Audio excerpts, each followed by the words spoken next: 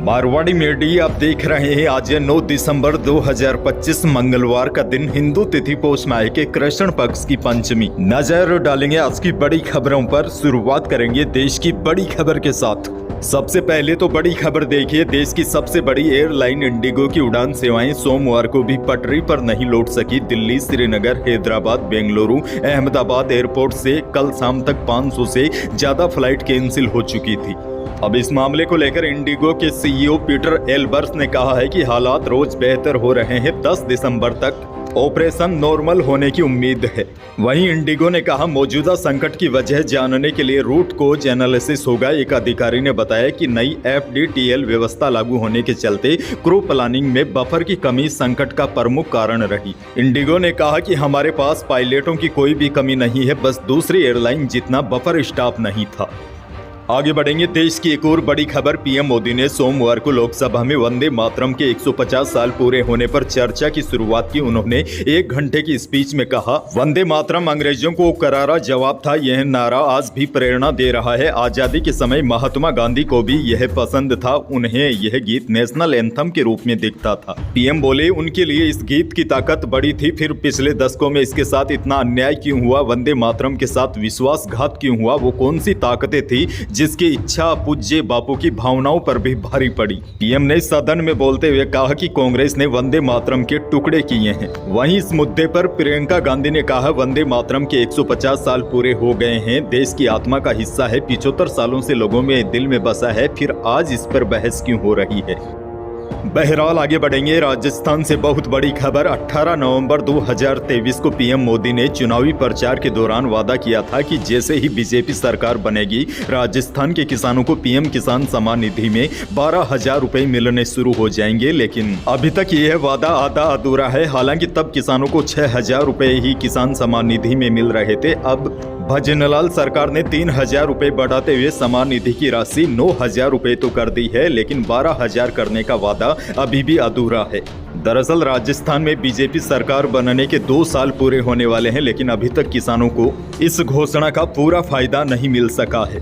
और देखिए, राजस्थान में चुनाव प्रचार के दौरान कई जगहों पर पीएम मोदी ने कहा था, बीजेपी की सरकार बनने पर कांग्रेस सरकार की योजनाओं को बंद नहीं किया जाएगा। लेकिन सच्चाई उसके उलट है। पूर्ववर्ती गहलोत सरकार की 100 यूनिट फ्री बिजली, अन्नपूर्णा किट, महिलाओं को फ्री स्मार्टफोन जैसी कई योजनाएं ठंडे बस्ते में चली गई है। कुछ में शर्तें जोड़ दी है तो कई योजनाओं को मर्ज कर दिया गया है।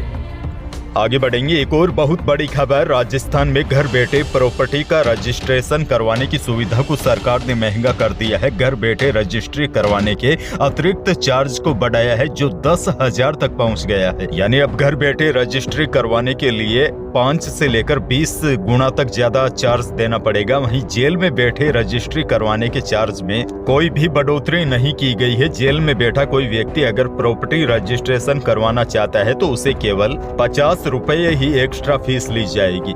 देखिए, पहले क्या होता था, कोई घर बैठे रजिस्ट्री करवाना चाहता है तो 1,000 रुपए एक्स्ट्रा चार्ज लगता था। लेकिन अब इसके लिए अलग अलग कैटेगरी बनाकर फीस 4 से लेकर 20 गुना तक बढ़ाई गई है। यदि किसी का घर राजस्थान में है लेकिन सब रजिस्ट्रार एरिया से बाहर है तो उस व्यक्ति से 10,000 रुपए अतिरिक्त फीस लेकर घर बैठे ही रजिस्ट्री की जाएगी। घर बैठे रजिस्ट्री की सुविधा राज्य से बाहर रहने वाले लोगों को भी है। 20,000 रुपए की अतिरिक्त फीस देकर अब किसी भी राज्य में रहकर राजस्थान की अपनी प्रॉपर्टी की वह लोग रजिस्ट्री करवा सकेंगे। यानी कि प्रवासी राजस्थानियों को इससे सुविधा मिलेगी। राजस्थान से एक और बहुत बड़ी खबर। राजस्थान में पंचायत समिति में प्रधानों और जिला परिषद में जिला प्रमुख का कार्यकाल धीरे धीरे समाप्त होता जा रहा है। कार्यकाल पूरा होने के बाद यहां प्रशासकों की नियुक्ति हो रही है। देखिए, ग्राम पंचायत में कार्यकाल पूरा होने के बाद सरकार ने यहां मौजूद सरपंचों को ही प्रशासक के तौर पर लगा दिया था, लेकिन पंचायत समितियों में ऐसा नहीं है। सरकार ने अब यहां प्रधान की जगह उपखंड अधिकारी यानी कि SDM को प्रशासक के तौर पर लगाने का फैसला किया है। वहीं जिला प्रमुख की जगह जिला कलेक्टर प्रशासक होंगे। अब देखिए, जैसलमेर, उदयपुर, बाड़मेर, अजमेर, पाली, भीलवाड़ा, राजसमंद, नागौर, बांसवाड़ा, बीकानेर, बूंदी, चित्तौड़गढ़, चूरू, डूंगरपुर, हनुमानगढ़, जालोर, झालावाड़, झुंझुनू, प्रतापगढ़, सीकर, टोंक इन 21 जिला परिषदों में कलेक्टर प्रशासक होंगे। आगे बढ़ना होगा। एक और बड़ी खबर, राजस्थान में जनगणना की तैयारियों को लेकर राज्य सरकार ने सख्त चेतावनी जारी की है। सरकार ने कहा है कि जनगणना का कार्य करने से मना करने या उसमें बाधा डालने पर 1000 रुपए का जुर्माना या 3 साल की सजा का प्रावधान है। दरअसल आपको बता दूं, प्रदेश भर में अभी जनगणना का कार्य शुरू होने वाला है। ऐसे में अगर कोई व्यक्ति बाधा डालने का काम करेगा तो उस पर 1000 रुपए का जुर्माना या 3 साल की सजा का प्रावधान किया गया है। यह जानकारी शहरी निकाय, तहसील, उपखंड, जिला और संभाग स्तर पर जनगणना अधिकारियों की नियुक्ति से जुड़ी अधिसूचना में शामिल की गई है। अधिसूचना के तहत संभागीय आयुक्त को संभागीय जनगणना अधिकारी नियुक्त किया गया है। जिला स्तर पर कलेक्टर को प्रमुख जनगणना अधिकारी बनाया गया है। आगे बढ़ना होगा। एक और बड़ी खबर, इंडिगो एयरलाइंस की लगातार रद्द हो रही फ्लाइट्स के बाद ट्रेनों में भीड़ बढ़ गई है। यात्रियों की बढ़ती संख्या को देखते हुए दिल्ली मुंबई रूट पर स्पेशल ट्रेनें चलाई गई है। इधर सोमवार को जयपुर, उदयपुर और जोधपुर एयरपोर्ट पर इंडिगो की कुल 19 फ्लाइटें रद्द हुई, जिसकी वजह से यात्रियों को भारी परेशानी का सामना करना पड़ रहा है। इसी वजह से रेलवे ने जयपुर से मुंबई समेत कई शहरों के लिए स्पेशल ट्रेनें संचालन करने का फैसला किया है। दौसा से बड़ी खबर, पंचगौरव में शामिल मेहंदीपुर बालाजी के लिए हवाई सेवा शुरू हो गई है। कल से श्रद्धालुओं के लिए हेलीकॉप्टर की सेवा शुरू हो गई है। पहली उड़ान सुबह 11 बजे मेहंदीपुर बालाजी में लैंड की। हेलीकॉप्टर दिल्ली से 5 श्रद्धालुओं को लेकर बालाजी धाम पहुंचा। श्रद्धालु ऑनलाइन टिकट बुक कराकर दिल्ली, जयपुर और अलवर के पिनान से भी हेलीकॉप्टर सेवा में अपनी यात्रा कर सकेंगे। यानी कि श्रद्धालुओं के लिए नई सुविधा शुरू हो गई है। दिल्ली जयपुर से 25 मिनट और पिनान से 15 मिनट में दर्शन होंगे।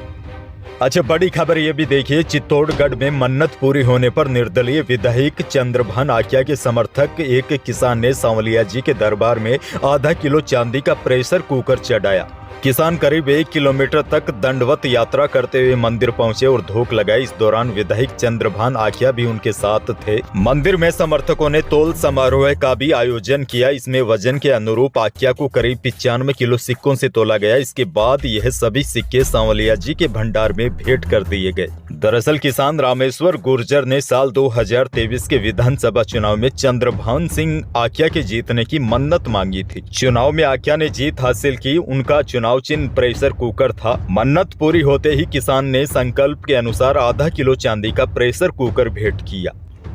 आगे बढ़ेंगे। बड़ी और चिंताजनक खबर, प्रदेश भर में सड़क हादसों की संख्या लगातार बढ़ रही है। कोटा चित्तौड़गढ़ हाईवे पर 7 युवकों को कार ने कुचल दिया, जिसमें 4 युवकों की मौत हो गई। कार सवार 4 लोग समेत 7 घायल हो गए। सभी घायलों को कोटा, उदयपुर और चित्तौड़गढ़ रेफर कर दिया गया। बताया जा रहा है मरने वाले सभी युवक बाइक सवार घायल दंपति की मदद करने हाईवे पर गए थे। देखिए हुआ क्या, पहले एक बाइक को गाड़ी ने टक्कर मार दी, उसके बाद लोग घायलों की मदद करने पहुंचे थे। इतने में चित्तौड़गढ़ से कोटा की तरफ आ रही कार ने बचाव कार्य में जुटे लोगों को ही कुचल दिया।